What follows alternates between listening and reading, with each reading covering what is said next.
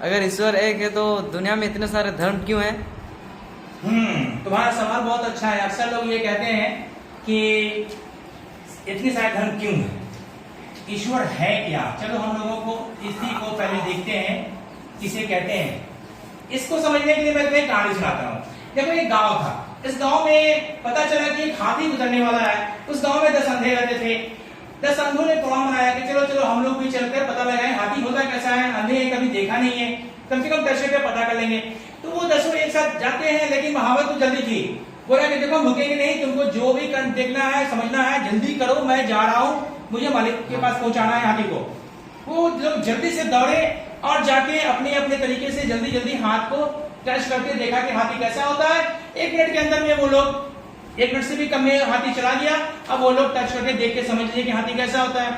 अब वो लोग गांव में आते हैं, गांव वाले पूछते हैं कि क्या तुम समझ गए हाथी कैसा होता है?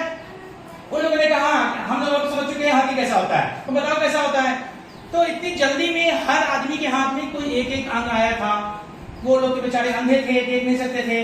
तो टच करने के हिसाब से जिसके हाथ में उसका पैर आया था वो बोला कि हाँ हाथी एक पाया जैसा होता है। लेकिन जिसके हाथ में कान आया था वो बोला हाथी एक डगरे जैसा होता है। किसी के हाथ में पूंछ आया था बोला हाथी एक रस्सी जैसा होता है। किसी के हाथ में उसका पेट आया था बोला हाथी एक दीवार जैसा होता है।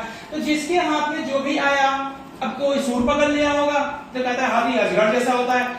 कोई भी पूरी तरह से नहीं बोल पा रहा था, जबकि हर कोई अपनी जगह पे सही था, लेकिन कंप्लीट कोई नहीं बोल पा रहा था क्योंकि सभी लोग अंधे थे। हाथी को देखा किसी ने नहीं था। उसी तरह से दुनिया में कभी भी किसी ने भी ईश्वर को देखा नहीं है। ईश्वर के मामले में दुनिया का हर आदमी अंधा है। वो एक निरंकार है, जो परम शक्ति है, वो ब्रह्मांड का रचयिता है, वो महाशक्ति है। उस महाशक्ति को कभी किसी ने देखा नहीं है।